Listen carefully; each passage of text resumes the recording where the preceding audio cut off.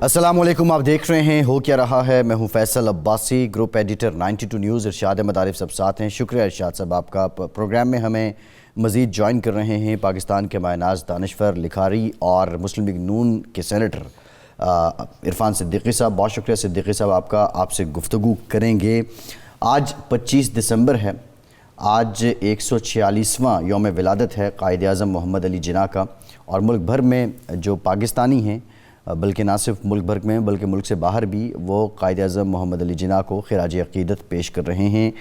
कायद आज़म मोहम्मद अली जिन्ना इस मुल्क के रूह रवां, इस मुल्क के बानी, और उनके जो तसव्वुरात और अफ़कार हैं, क्या आज पाकिस्तान उनकी अक्कासी करता है, क्या आज पाकिस्तान उनके अफ़कार के मुताबिक चल रहा है, इस पर भी बात करेंगे। दूसरी जानिब मसीही बरादरी दुनिया भर में आज क्रिसमस का त्यौहार मना रही है, हम उन्हें भी मुबारकबाद पेश करते हैं।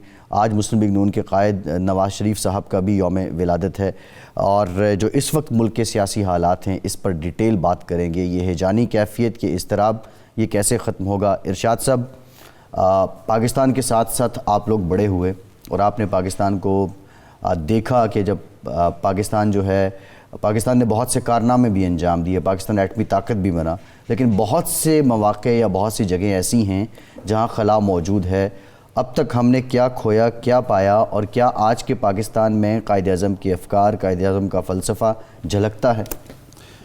अब साहब, हकीकत ये है कि कायद आज़म के जो अफ़कार और तसव्वुरात थे, जब भी इस कौम ने और इसकी लीडरशिप ने, ख़्वाह वो सियासी लीडरशिप हो या किसी और शोबे की लीडरशिप, कायद आज़म के अफ़कार की रोशनी में काम किया, उनके नक्शे कदम पर चलने की कोशिश की, ख़्वाह वो अपने दिफा के हवाले से हो, ख़्वाह अपने जमहूरी इदारों के हवाले से हो, ख़्वाह अपने समाजी जो निज़ाम है उसके हवाले से हो, तो हमें कामयाबी नहीं मिली, बल्कि कामयाबी ने हमारे कदम चूमे। और जब भी हमने इन्हिराफ़ किया, नज़रियाती इन्हिराफ़ किया या अमली इन्हिराफ़ किया, तो उसकी फिर हमें सज़ा भी मिली और हमें उसका नुकसान भी हुआ। ये जो आपने कहा है कि हम एटमी क़ुव्वत बने, ये बहुत बड़ा एज़ाज़ है हमारे लिए, लेकिन ये उस फ़िक्र का नतीजा था कि एक मज़बूत पाकिस्तान जो है वो न सिर्फ बर्रे सग़ीर बल्कि आलम इस्लाम में मुमताज़ मकाम भी हासिल कर सकता है और अपने वजूद को बरकरार रख सकता है।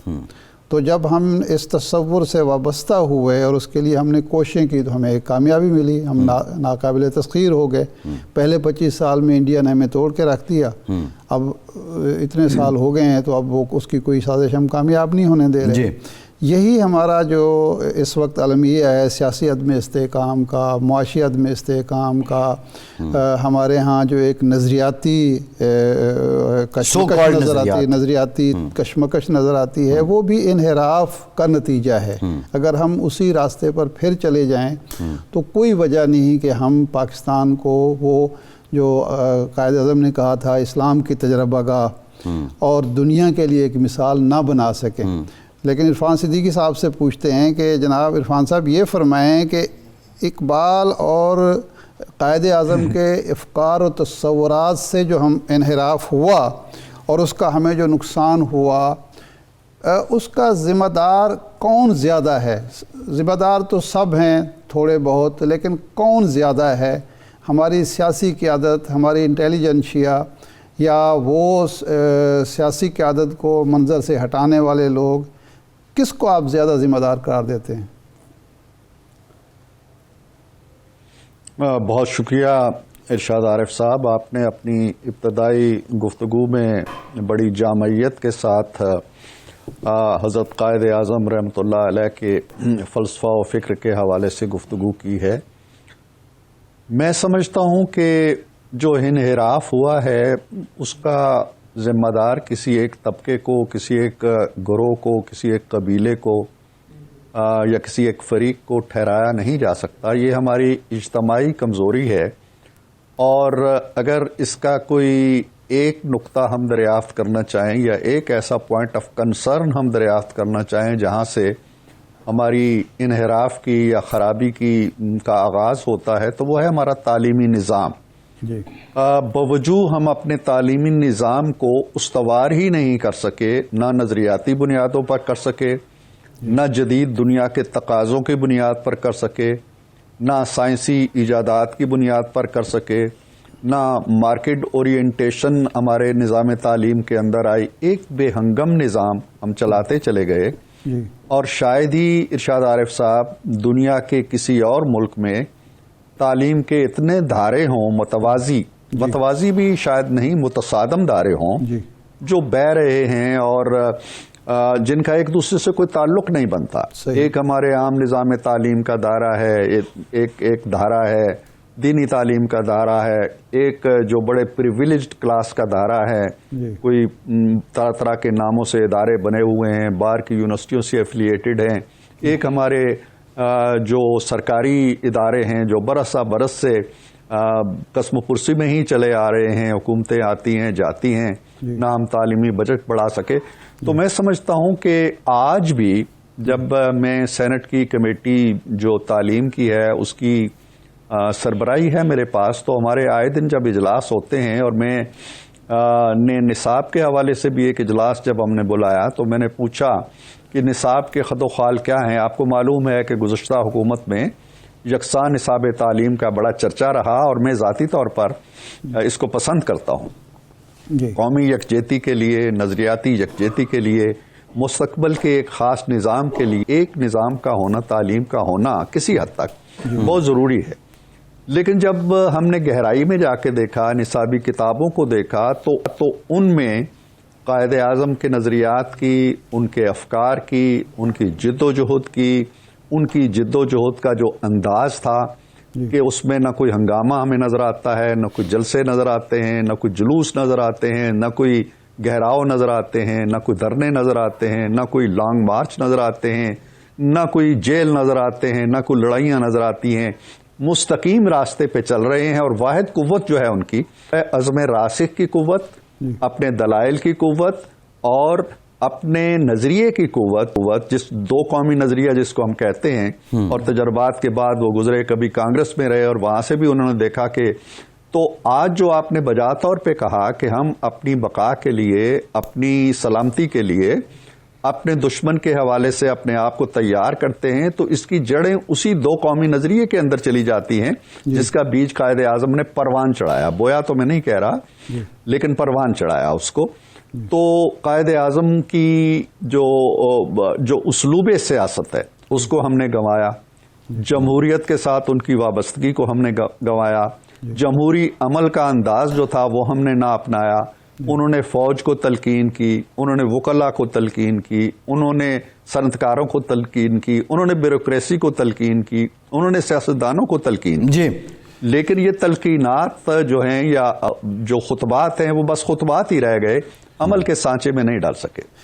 عرفان صاحب، یہ قائد اعظم کا جو تعلیمات ہیں، افکار ہیں، ان کا ایک احاطہ آپ نے کیا۔ اس وقت جو صورتحال ہے، قائد اعظم قانون کی حکمرانی، آئین کی حاکمیت اور بالادستی کے قائل تھے، جمہوری اصولوں کی پاسداری ان کی زندگی میں رہی، انہوں نے کبھی انحراف ادھر ادھر نہیں ہوئے، بالکل ایک غلام ہندوستان میں بھی وہ جمہوری اصولوں کی پاسداری کرتے تھے۔ اس وقت جو افراتفری ہے وہ اسی بنیاد پر ہے، ایک حکومت اور اپوزیشن کے درمیان ایک شدید قسم کی چپکلش ہے، تناؤ ہے، تصادم ہے، محاذ آرائی ہے، مذاکرات کی میز پر دونوں بیٹھنے کے لیے تیار نہیں ہیں۔ اب اس کا حل جو ہے، ایک فریق یہ پیش کرتا ہے کہ یہ عام انتخابات کرا دیے جائیں، عوام کو یہ موقع دیا جائے کہ مستقبل میں حکمرانی کا حق کس کے پاس ہے اور ملک کس نے چلانا ہے۔ حکومت ہے جو کہتی ہے جی ہم مدت پوری کریں گے، خواہ معاشی طور پر، سیاسی طور پر جتنا عدم استحکام بڑھ سکتا ہے۔ اس کا حل کیا ہے آپ سمجھتے ہیں، ایک تجزیہ کار کے طور پر، ایک دانشور کے طور پر، کہ اس سے نکلنا کیسے ہے، اور سیاست جو بند گلی میں کھڑی ہوئی ہے اس سے کیسے نکلنا ہے؟ آپ مسلم لیگ سے وابستہ ہیں لیکن ایک دانشور بھی ہیں، یعنی مسلم لیگ کے پاس بھی اس کا کیا متبادل حل ہے؟ دیکھیے ارشاد عارف صاحب، آپ نے خود ہی ایک نقطہ پیش کیا ہے اور وہ بڑا اہم ہے کہ اگر ہم قائد اعظم سے رہنمائی لینا چاہتے ہیں، آج ان کا دن ہے اور ان کو یاد ہم کر رہے ہیں، تو کیا قائد اعظم نے کسی موڑ پر بھی اپنے دروازے بند کیے مذاکرات کے لیے، مکالمے کے لیے، اپنے دریچے بند کر دیے اور کہا جی کہ میں انگریز سے بات نہیں کروں گا چاہے کٹ مروں، یا میں برہمنوں سے بات نہیں کروں گا چاہے میں کٹ مروں؟ یہ نہیں ہوا ہے۔ تو جو پاکستان کے حصول کی جد و جہد ہے، اس جد و جہد کے اندر سب سے زیادہ عنصر جو تھا وہ مذاکرات کا تھا، مکالمے کا تھا، گفتگو کا تھا، اور اسی کے ذریعے سے اتنی بڑی جد و جہد قائد اعظم نے بپا کی کہ جو میں کل ہی ایک فنکشن میں کہہ رہا تھا کہ بہت سے سیاستدان ایسے ہوتے ہیں جو تاریخ کا دائرہ بدلتے ہیں۔ ارشاد صاحب، میرے ذہن میں ایک سوال آ رہا ہے، قائد اعظم کی ہم بات کر رہے تھے، موجودہ حالات کی بھی آپ نے بات کی ہے، اسلامی جمہوری فلاحی ریاست یا ملک قائد اعظم دیکھنا چاہتے تھے اس پاکستان کو۔ ہمارے یہاں ایک بہت بڑی ڈیبیٹ ہے، ہمارے آئین کی بات کریں، بہت سے لوگوں کا تو یہ کہنا ہے کہ سیاست کا اور مذہب کا کوئی تعلق نہیں ہے، اور ریاست کا اور مذہب کا کوئی تعلق نہیں ہے۔ ہم جب آئین اپنا اسلامی آئین کہتے ہیں، ملک کا نام اسلامی جمہوریہ پاکستان ہے، تو یہ جو آپ نظریات کی جنگ کی بات کر رہے تھے، یہ کب امنڈ آئی؟ یہ شروع سے ہی چل رہی ہے؟ دیکھیں، جب یہ دو قومی نظریے کی بحث چل رہی تھی تو ایک طبقہ ایسا تھا جو کہتے تھے کہ نہیں جناب، دو قومی نظریہ نہیں ہے، یہاں ایک قوم بستی ہے، یہ ہندو مسلم سب ایک قوم ہیں، ہندوستانی قوم ہے، ٹھیک ہے نا۔ نظریہ قومیت جو تھا وہ بھی تو موجود تھا نا۔ تو قائد اعظم نے اقبال کے افکار کی روشنی میں یہ تصور دیا کہ مسلمان جو ہیں ایک الگ قوم ہیں، یہ ہندوستانی قوم نہیں ہے، اپنے مذہب کی بنیاد پر، اپنے رسوم و رواج کی بنیاد پر، اپنے کلچر کی بنیاد پر، اپنے ہیروز کی بنیاد پر، اپنے رہن سہن کی بنیاد پر، اپنے کھانے پینے کی بنیاد پر یہ ہندو سے الگ قوم ہیں۔ جی، اس میں مذہب بھی ہے، اس میں ثقافت بھی ہے، اس میں باقی تمام جو چیزیں ہیں وہ شامل ہیں کہ یہ ایک الگ قوم ہے۔ تو پاکستان بننے کے بعد کوئی شخص اگر یہ دعویٰ کرے کہ جی مذہب جو ہے وہ ریاست سے الگ کر دیا جائے یا سیاست سے الگ کر دیا جائے، تو یہ قائد اعظم کے اور اقبال کے افکار کی نفی ہے۔ ہم پاکستانی قوم ہیں، لیکن پاکستان کا تشخص جو ہے، اسلام کے بغیر پاکستان کا وجود ہی برقرار نہیں رہتا، اس کا وجود کا جواز ہی ختم ہو جاتا ہے۔ پھر ہمیں ہندوستان میں کیا مشکل درپیش تھی اگر مذہب کوئی ایشو ہی نہیں تھا؟ اب جو مسلمان وہاں رہتے ہیں ہندوستان میں، وہ تو ہندوستانی ہے نا، وہ کس چیز کی سزا بھگتتے ہیں؟ ابھی یہ کل پرسوں جو واقعہ ہوا ہے، ایک شخص نے علامہ اقبال کی ایک نظم پڑھ دی، اسکول ٹیچر نے، لب پہ آتی ہے دعا بن کے تمنا میری۔ اس میں کون سی ایسی چیز ہے جو منافرت انگیز ہو یا ہندوستان کے خلاف بغاوت ہو؟ اس کے ساتھ جو سلوک ہو رہا ہے، اس کا مطلب ہے کہ ہر گزرتے دن کے ساتھ یہ ثابت ہو رہا ہے کہ دو قومی نظریہ ایک ایسی حقیقت تھی جس کو نہ اس وقت جھٹلایا جا سکا نہ آج جھٹلایا جا سکتا ہے، اور وہ ظاہر ہے اس کی بنیاد مذہب ہے۔ ہمارے ہاں جو خرابی پیدا ہوئی یہ ہوئی کہ ہم نے دو غلطیاں کی، بڑی غلطیاں۔ جی، ایک تو آئین جو ہمیں بنانا چاہیے تھا جلدی، وہ نہیں بنا سکے، کافی وقت لگا اس میں، کافی وقت لگا، اور اس کا فائدہ غیر جمہوری قوتوں نے اٹھایا۔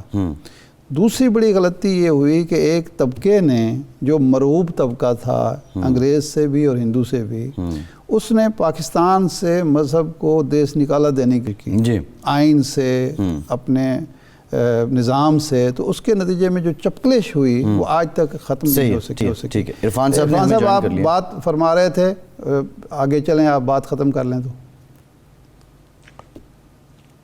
جی شکریہ ارشاد عارف صاحب، میں یہ عرض کر رہا تھا، آپ نے موجودہ جو نزاع چلا آ رہا ہے قومی سطح پہ اور سیاسی ایک ڈیڈ لاک میں ہم گرے ہوئے ہیں، اور ایک فریق انتخاب کا مطالبہ کر رہا ہے اور دوسرا کہتا ہے جی کہ نہیں، انتخاب مقررہ وقت پہ اکتوبر میں ہوں گے۔ میں سمجھتا ہوں جماعتی سیاست سے ہٹ کے اگر سوچا جائے تو بھی جو معاملات ہیں وہ اس پہ مذاکرات کا جو دروازہ ہے وہ ضرور کھلنا چاہیے. انتخابات پہلے ہوں یا بعد میں ہوں یا بعد اور پہلے کے درمیان کا کوئی وقت نکل آئے کوئی حرج نہیں ہوتی ہے, لیکن ایک قومی اتفاق رائے ان چیزوں پہ ہو جانا بہت ضروری ہوتا ہے. میں قائد اعظم کے ریفرنس سے بات کر رہا تھا کہ دو متحارب گروہ تھے, سامراج تھے, ایک برہمنی سامراج تھا, ایک انگریز سامراج تھا, لیکن قائد اعظم نے یہ نہیں کہا کہ میں ہندو سے بات نہیں کروں گا اور میں انگریز سے بات نہیں کروں گا اور میں فلاں سے گاندھی سے نہیں ملوں گا اور فلاں سے نہیں ملوں گا. تو پوری ہماری جو جدوجہد ہے اصول پاکستان کی, اس جدوجہد کا مرکزی نقطہ مذاکرات تھے, مکالمہ تھا, گفتگو تھی, گیو اینڈ ٹیک تھا.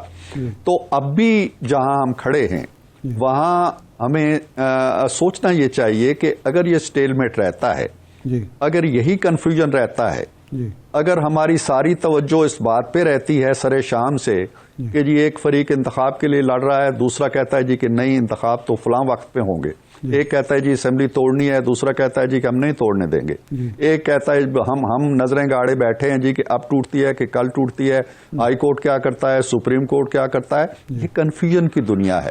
اور خود خان صاحب نے 2 دن پہلے کہا تھا کہ معیشت کبھی مضبوط نہیں ہو سکتی اگر سیاسی عدم استحکام ملک میں رہتا ہے. جی اب صورتحال یہ ہے کہ آج ہم جہاں کھڑے ہیں وہاں اگر انتخابات کا اعلان ہو جاتا ہے تو کیا انتخابی ریفارمز جو ہونی تھی وہ ہو گئی ہیں؟ وہ نہیں ہوئی ہیں ابھی تک. خان صاحب اسمبلی میں نہیں ہیں, ریفارمز ہوں گی تو وہ یک طرفہ ہوں گی. پھر وہ الیکشن کمیشن پہ اعتماد نہیں کر رہے, الیکشن کمیشن کو کس طرح بدلنا ہے, کس طرح ری شیپ کرنا ہے, کوئی صورت نکلتی ہے نہیں نکلتی ہے, اس پہ بھی بات ہونی چاہیے. پھر اگر الیکشن ہو جاتے ہیں ایک فریق جیتے گا ایک فریق ہارے گا, یقیناً یہی ہوتا ہے انتخابات میں, تو کیا دونوں فریق خوش دلی کے ساتھ اپنی شکست تسلیم کر لیں گے یا پھر ہم وہیں آ کھڑے ہوں گے جہاں آج کھڑے ہیں؟ یہ چیزیں انتخابات میں جانے سے پہلے حل ہونی چاہیے. اور حل کہاں ہوں گی؟ وہ نہ ہائی کورٹ میں ہوں گی, نہ سپریم کورٹ میں ہوں گی, نہ بھاٹی گیٹ میں ہوں گی, نہ موچی گیٹ میں ہوں گی, نہ اسلام آباد میں, وہ ہوں گی پارلیمنٹ کے اندر. خان صاحب ایک بہت بھاری تعداد میں پارلیمنٹ کے اندر موجود ہیں, اگر وہ آ جائیں. جی صدیقی صاحب, آپ نے بات کی کہ اگر ون سائیڈڈ قانون سازی ہوگی تو اس کو وہ مانیں گے نہیں, لیکن خان صاحب یہ بھی کہتے ہیں کہ جو احتساب تھا, جو اس کا بل تھا اور نیب کے معاملات تھے, وہ تو آپ نے ون سائیڈڈ قانون سازی کر لی اور خود کو ریلیف دے دیا.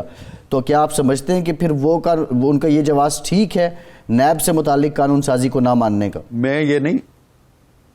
دیکھیں میں 2 باتیں ہیں جو آپ نے غلط مت کر دی ہیں. میں یہ نہیں کہہ رہا ہوں کہ اگر وہ قانون سازی ہوگی تو وہ غلط ہوگی. قانون سازی اکثریت سے ہوتی ہے, اکثریت کوئی بھی قانون بنا سکتی ہے. میں تو خان صاحب کی سوچ کی بات کر رہا ہوں.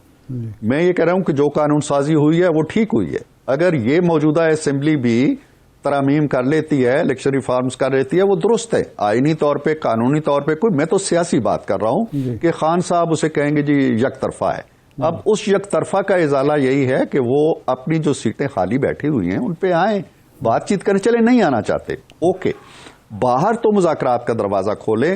صدر مملکت محدود اختیار رکھتے ہیں. میں خود صدر مملکت کے ساتھ رہا ہوں, مجھے معلوم ہے کہ اس دفتر کی مشکلات کیا ہوتی ہیں, اختیارات کیا ہوتے ہیں, کس حد تک وہ اثر انداز ہو سکتا ہے. تو میں سمجھتا ہوں کہ یہ صورتحال پاکستان کے لیے اچھی نہیں ہے. نیلسن منڈیلا کا میں ایک کال پڑھ رہا تھا کہ جب وہ جیل سے نکلے 20-25 سال, تو کسی نے پوچھا کہ اب آپ انتقام لیں گے اپنے دوسرے دشمن لوگوں سے جنہوں نے 25 سال آپ کو جیل میں رکھا؟ تو انہوں نے کہا نہیں, ساؤتھ افریقہ کا مفاد جو ہے وہ میرے جذبہ انتقام سے زیادہ قوی ہے. تو ہمیں دونوں فریقوں کو یہ سوچنا چاہیے کہ پاکستان کا جو مفاد ہے وہ پی ٹی آئی کے اقتدار سے بھی قوی ہے اور پی ایم ایل این کے اقتدار سے بھی قوی ہے. یہ سوچ نہیں آئے گی تو پھر مسائل رہیں گے. عرفان صاحب, آپ نے بڑی اچھی بات کی, لیکن پرابلم یہی ہے کہ ہماری جو سیاسی قوتیں ہیں وہ از خود, میں اگر یہ بات کہوں تو مبالغہ نہیں ہوگا اور مجھے میری معذرت قبول کر لیجئے کہ صلاحیت ہی نظر نہیں آتی کہ یہ میز پر بیٹھ کر از خود معاملات طے کر سکیں. یعنی یا عدالتوں کو مداخلت کرنی پڑتی ہے یا پھر ان لوگوں کو کرنی پڑتی ہے جو سب کو ناگوار گزرتی ہے. صدر نے ایک انیشیٹو لیا, بات اختیارات کی نہیں ہو رہی بلکہ ایک ایلڈر پرسنالٹی جو ملک کی ہے وہ کوشش کر رہے ہیں کہ دونوں فریق جو ہیں مذاکرات کی میز پر آئیں یا کسی گیو اینڈ ٹیک پر آئیں، لیکن وہ ناکام ہو گئے۔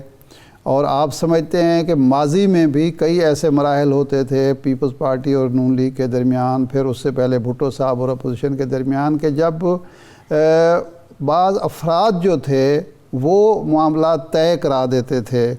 کئی شخصیات اس ملک میں، مولانا ظفر احمد انصاری جیسے لوگ تھے، مجید نظامی صاحب جیسے لوگ تھے، مصطفیٰ صادق صاحب جیسے لوگ تھے، تو صدر پاکستان بھی کامیاب نہیں ہوئے۔ اس کا مطلب ہے کہ ہماری سیاسی قوتوں نے کوئی ماضی سے فائدہ سبق نہیں حاصل کیا، اور اپنے معاملات کو وہ بگاڑنے پر زیادہ یقین رکھتے ہیں اور بنانے اور سدھارنے پر یقین رکھتے، ورنہ تو یہ مذاکرات کامیاب ہونے چاہیے بالواسطہ ہی صحیح۔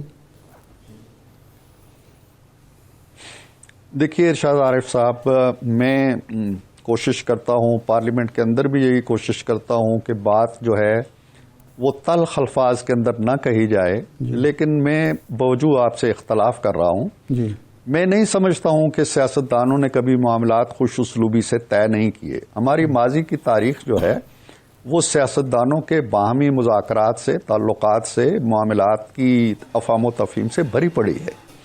جب دیکھیے ہمارا بنگلہ دیش بن جاتا ہے، پاکستان ٹوٹتا ہے، آئین بنانے کی نوبت آتی ہے، آپ تو جانتے ہیں کہ کتنا غصہ تھا وقار علی بھٹو، اپوزیشن کے کتنے خون کے پیاسے تھے۔ مل بیٹھے تنکا جوڑ کے آشیاں بندی کی، آئین بنا لیا 73 کا۔ بڑا مشکل کام تھا۔ ایک آدھ کوئی اختلافی ووٹ کہتے ہیں آیا یا نہیں آیا، لیکن وہ اتفاق رائے کا آئین کہلاتا ہے، بہت بڑی بات تھی۔ اس کے بعد بھی کئی معاملات ہوئے، بے نظیر بھٹو نواز شریف کے باہمی اختلافات زمانے بھر کو معلوم ہے کہ کس حد تک چلے گئے تھے۔ پھر وہ لندن کانفرنس بھی ہوتی ہے، میثاق جمہوریت بھی ہوتا ہے، 13ویں ترمیم ہوتی ہے اتفاق رائے سے، جس میں وہ 58(2)B کو نکال پھینکتے ہیں، امریت کے آثار کو نکال پھینکتے ہیں۔ لیکن اگر بے نظیر بھٹو یہ کہہ دیتی کہ میں تو مر جاؤں گی، نواز شریف سے بات نہیں کروں گی، نواز شریف یہ کہتا یہ چور ہے، یہ ڈاکو ہے، میں مودی سے بات کر لوں گا، بے نظیر سے بات نہیں کروں گا۔ آج مسئلہ یہ ہے، خان صاحب اس چیز کو سمجھ نہیں رہے کہ سیاست کے اندر کمپرومائزز ہوتے ہیں۔ انہوں نے بے شمار معاملات میں کمپرومائزز کیے۔ یہ بھی کمپرومائز کی حکومت ہے کہ انہوں نے ایک ایسے شخص کو قبول کیا ہوا ہے وزیر اعلیٰ کے طور پر جس کو وہ پسند نہیں کرتے تھے۔ تو یہ کمپرومائز بھی کر لیں، کھلے دل سے کہہ دیں کہ بھئی میں مذاکرات کے لیے تیار ہوں، ریفارمز ہونی چاہیے، الیکشن کمیشن کے بارے میں، بریک کے بعد الیکٹرانک مشین کے بارے میں۔ جی صدیقی صاحب، قطع کلامی کی معافی، گفتگو کا سلسلہ یہیں سے جوڑیں گے، ہمارے ساتھ رہیے۔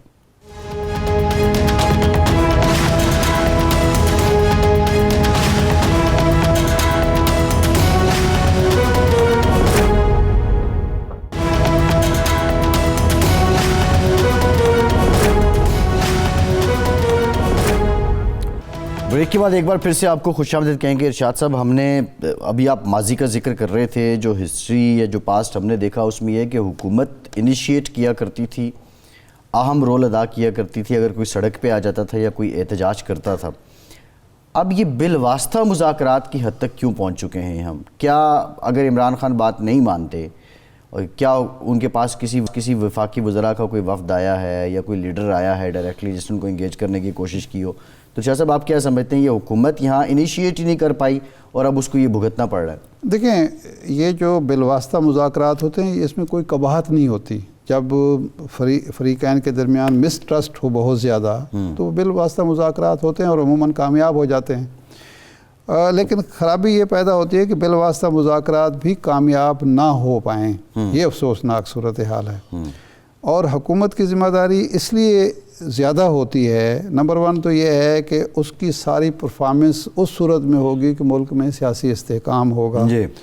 محاذ آرائی کا، چپکلش کا، تصادم کا اپوزیشن کو تو فائدہ ہو رہا ہوتا ہے، سیاسی فائدہ ہو رہا ہوتا ہے، ملک کو نقصان ہو رہا ہوتا ہے، سیاسی فائدہ اپوزیشن اٹھا رہی ہوتی ہے، لیکن حکومت کی پرفارمنس پر اس کے مضر اثرات، معیشت خراب ہو رہی ہوتی ہے، لوگوں کی بے یقینی بڑھ رہی ہوتی ہے، سارا کچھ ہوتا ہے، تو حکومت کی ذمہ داری زیادہ ہے۔ لیکن عرفان صاحب سے ہم پوچھتے ہیں کہ عرفان صاحب، یہ آپ نے درست فرمایا، جو میرا اصل میں سوال تھا وہ یہ تھا کہ اس وقت کی حکومت اور اپوزیشن جو ہیں وہ مذاکرات کو کامیاب نہیں کر پا رہی ہیں اپنے معاملات ٹیبل پر۔ ماضی کا تو میں بالکل معترف ہوں، اور ماضی میں پیپلز پارٹی نون لیگ کے درمیان میثاق جمہوریت ہوا، اس سے پہلے جو کچھ ہوتا وہ ٹھیک ہے۔ اب اس کا سب سے زیادہ نقصان تو ملک کو بھی ہو رہا ہے، لیکن حکمران اتحاد کو ہو رہا ہے کہ اس سے نہ معیشت سنبھل رہی ہے، نہ اس کی پرفارمنس جو ہے وہ ہو رہی ہے، سارے سوالات اور انگلیاں اس کی طرف اٹھ رہی ہیں۔ تو حکومت کو کوئی غیر معمولی ایثار کا مظاہرہ نہیں کرنا چاہیے، غیر معمولی پیش قدمی نہیں کرنی چاہیے۔ غیر معمولی پیش قدمی تو یہی ہو سکتی ہے کہ وہ یہ کہہ دیں جی کہ ٹھیک ہے جو خان صاحب کہہ رہے ہیں ہم اس کے مطابق الیکشن کرا دیتے ہیں، غیر معمولی تو یہی ہوگا۔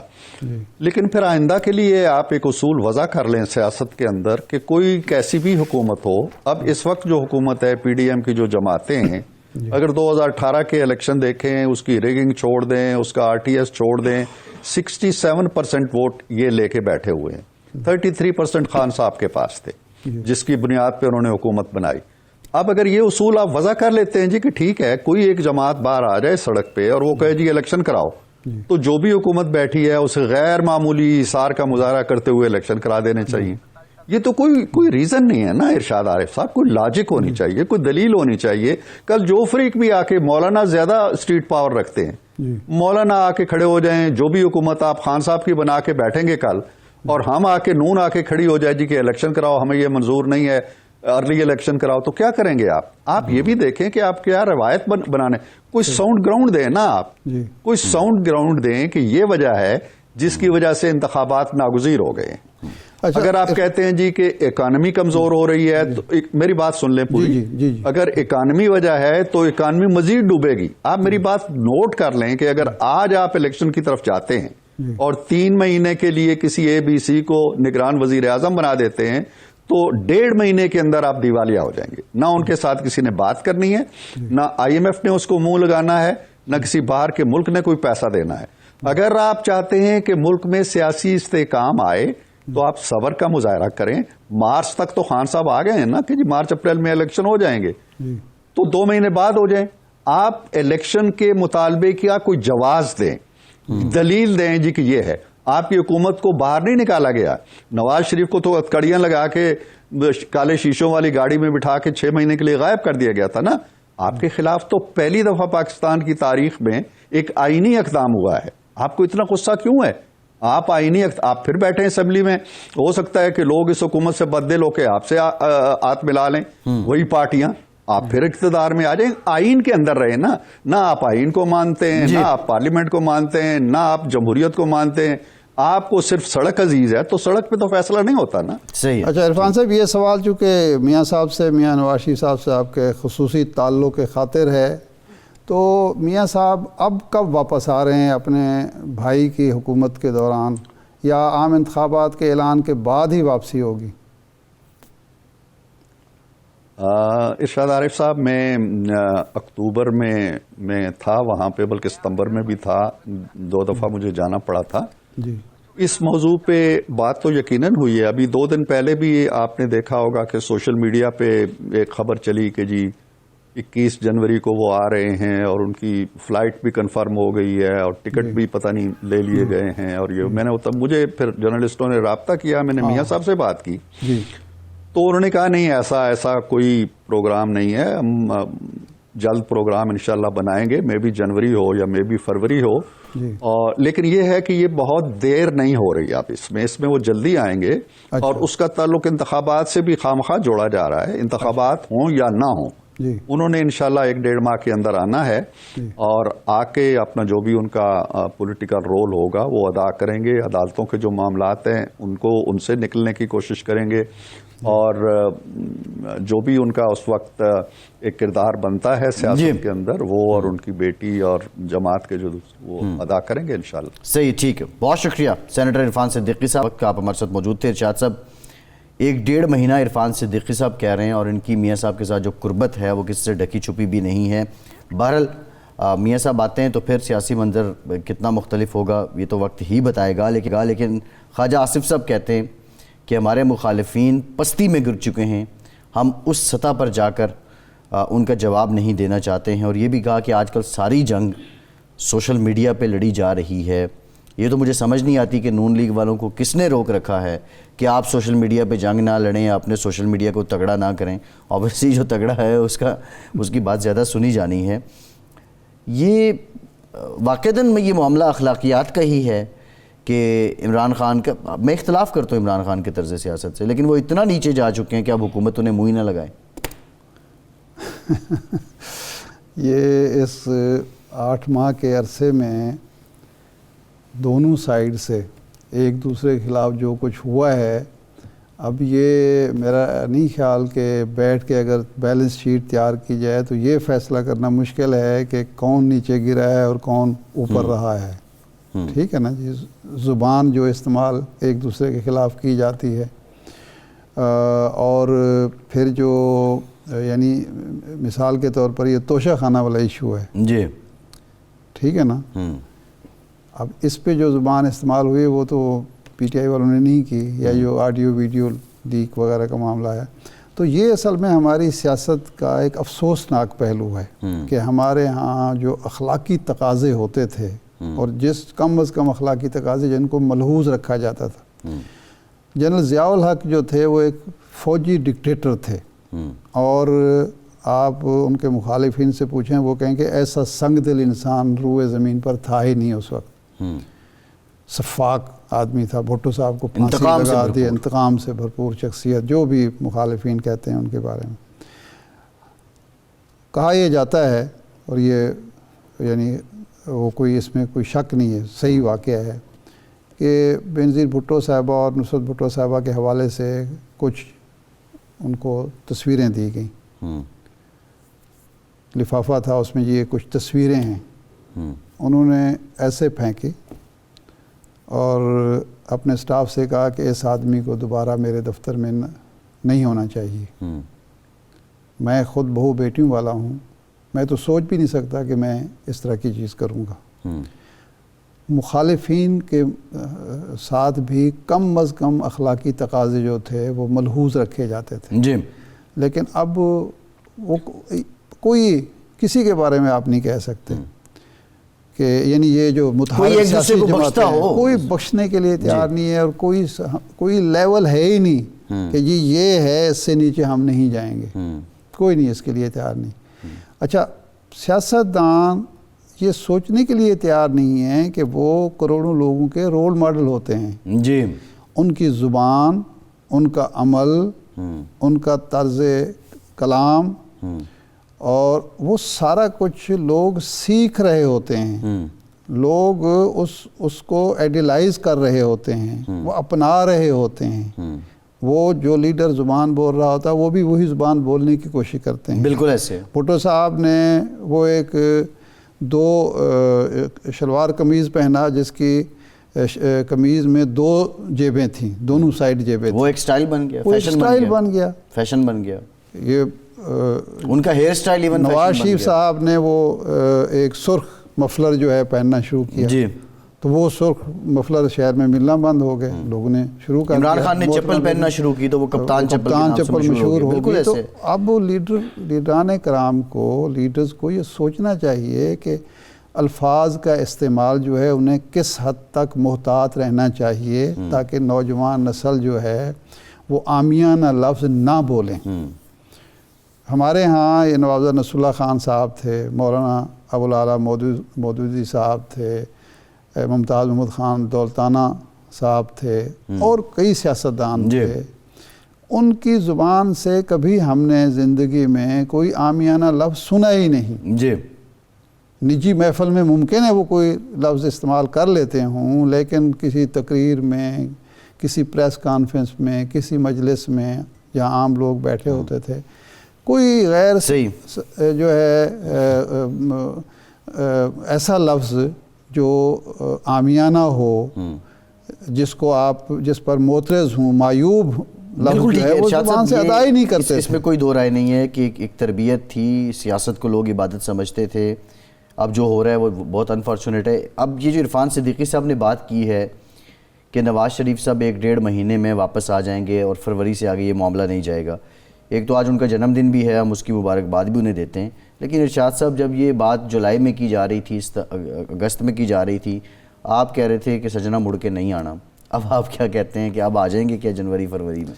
میری جو اطلاع ظاہر عرفان صاحب کی تو باقاعدہ ایک ان سے بات کر کے انہوں نے بات کی ہے، وہ زیادہ مستند ہے، لیکن میرا اپنا خیال یہ ہے یا اطلاع یہ ہے کہ جب تک عام انتخابات کا اعلان نہیں ہوتا میاں صاحب شاید نہ آئیں۔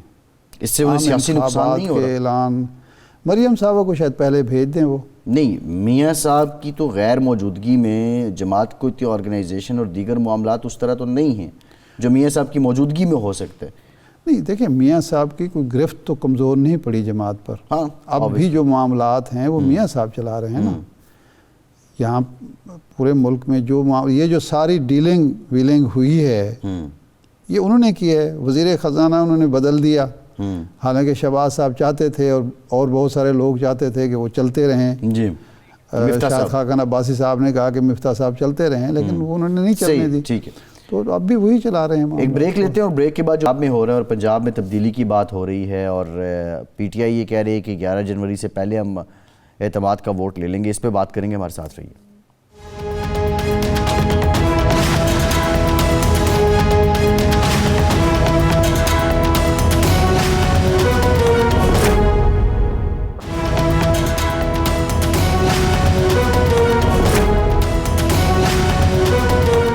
بریک کے بعد ایک بار پھر سے آپ کو خوش آمدید کہیں گے۔ ارشاد صاحب، عمران خان کہتے ہیں کہ انہیں اپریل میں انتخابات ہوتے نظر آ رہے ہیں۔ اب یہ سٹیٹمنٹ جسٹ سٹیٹمنٹ یا کسی انڈرسٹینڈنگ کا نتیجہ ہے، یا عمران خان اس لیے پر امید ہیں کہ ساتھ انہوں نے یہ بھی کہا کہ یقین ہے کہ پرویز الہی اسمبلی توڑ دیں گے، یا اس لیے پر امید ہیں کہ اب جو حالات چل نکلے ہیں اور وہ اعتماد کا ووٹ لے لیں گے اور پھر ان کے پاس کوئی جواز نہیں بچے گا کہ وہ اسمبلی نہ توڑ سکیں؟ دیکھیں، دو چیزیں ہیں جو حوصلہ دیتی ہیں عمران خان صاحب کو۔ ایک تو یہ بات تو ہمیں مان لینا چاہیے کہ 8 ماہ میں عمران خان نے اپنے کارکن کو مایوس نہیں ہونے دیا، تو ایکٹیو رکھا ہے، ایک دن بھی یہ تاثر نہیں ملا کہ اگلے ماہ الیکشن نہیں ہو رہے، نتھنگ ٹو ڈو، کچھ بھی نہیں ہے، ٹھیک ہے نا۔ اچھا، اب 8 ماہ انہیں نکال لیے، باقی 8 ماہ رہ گئے۔ خیال یہ تھا کہ پہلے 3 ماہ میں ہی خان صاحب کو تھکا دیا جائے گا اور خان صاحب کو جیل بھجوا دیا جائے گا، نااہل کر دیا جائے گا، کارکن پارٹی ٹوٹ جائے گی، 3 حصے ہو جائے گا، وہ کچھ بھی نہیں ہو سکا۔ اب اور خان صاحب یہ بھی ہے کہ 1.5-2 مہینے 3 مہینے کی ڈیٹ دیتے ہیں اور وہ وہاں تک پہنچا دیتے ہیں لوگوں۔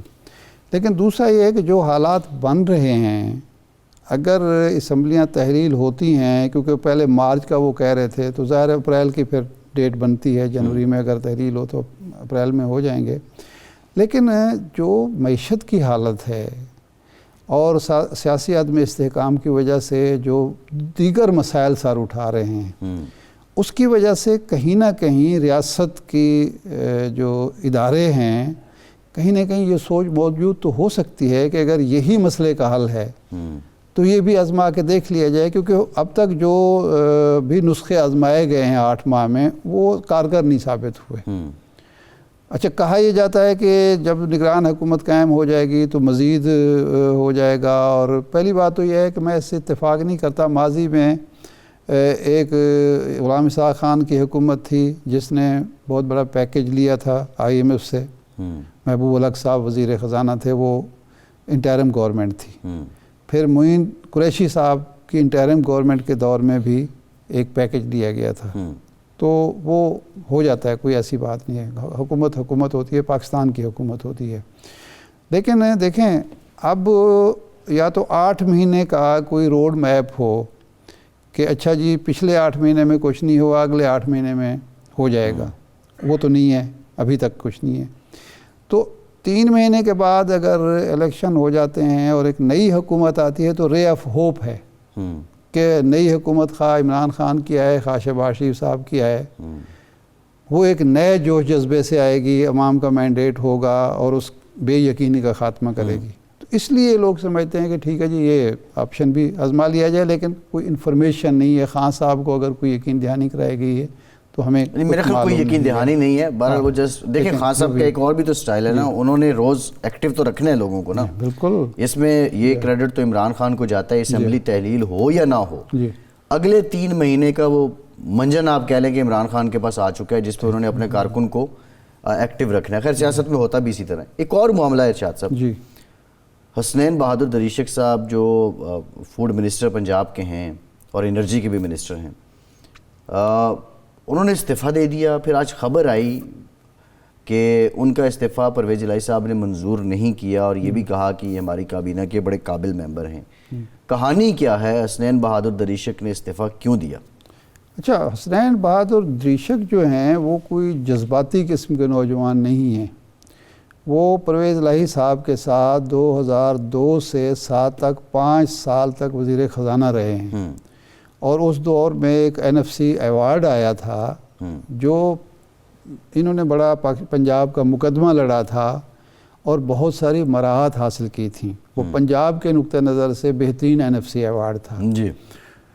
اور چودھری برادران کے, چودھری خاندان کے, ان کے خاندان سے تعلقات بھی دیرینہ تعلقات ہیں. فوڈ اتھارٹی کے قانون میں کوئی ترمیم ہو رہی تھی, جی, کوئی بل آ رہا تھا.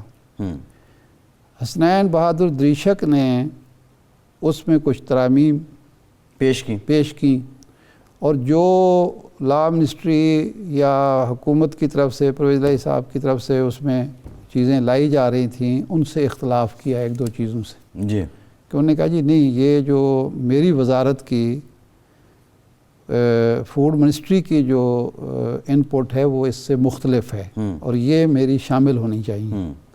جب کیبنٹ میں وہ پیش ہوا بل تو اس میں وہ چیزیں تھی نہیں. اچھا, یعنی ڈاج کیا گیا. حسنین بہادر نے کہا کہ میری منسٹری ہے, اس میں میری سفارشات شامل نہیں ہیں. تو اول تو یہ ہے کہ یہ نہیں ہو سکتا. اگر آپ نے منظور کرنا ہے تو پھر میں اپنا ایک اختلافی نوٹ دوں گا. جی. اور وہ کیبنٹ کے منٹس میں بھی آنا چاہیے اور منسٹری کی سطح پر بھی اس کو لکھا جانا چاہیے کہ یہ فلاں شقیں جو ہیں وہ میرے لیے قابل قبول نہیں ہیں اور اس کو اس طرح سے کیا جا سکتا ہے. اس پہ تھوڑی وزیر اعلیٰ کے ساتھ, چونکہ وزیر اعلیٰ صاحب کو, پرویز الہی صاحب کو یہ پتہ ہے کہ میں ان کا بزرگ ہوں, دیرینہ تعلقات ہیں, تو یہ میری بات کیسے ٹال سکتے ہیں, لیکن وہ اڑ گئے. تو انہوں نے, جو مجھے اطلاع ملی کہیں سے, وہ یہ ہے کہ انہوں نے کہا, جس طرح وہ پدرانہ انداز میں بات کی تھی کہ دیکھو پھر اس کا مطلب ہے میں اگلی دفعہ تمہیں اجلاس میں نہ بلاؤں. اس نے کہا جی بالکل نہ بلائیں, میں استعفیٰ دے رہا ہوں, جب میں منسٹری نہیں ہوں گا تو میں اجلاس میں کیسے آؤں گا. اور اٹھ کھڑے ہوئے. تو ایک دو لوگوں نے روکا ہوگا لازمی ہوا, لیکن نہیں روکے اور انہوں نے آ کے استعفیٰ بھیج دیا. تو میرا خیال ہے اب وہ معاملہ پیچ اپ ہو گیا. ویسے حسنین بہادر دریشک بہت سوچ سمجھ کے بولتے ہیں اور بڑا پہلے سنتے ہیں, پھر اس کے بعد سوچ سمجھ کے ناپ تول کے. بہرحال یہ معاملہ ان کا حل ہو گیا. ارشاد صاحب پروگرام ختم ہو گیا. بہت شکریہ آپ کا. آج کے پروگرام سے اتنے ہی, اجازت دیجیے.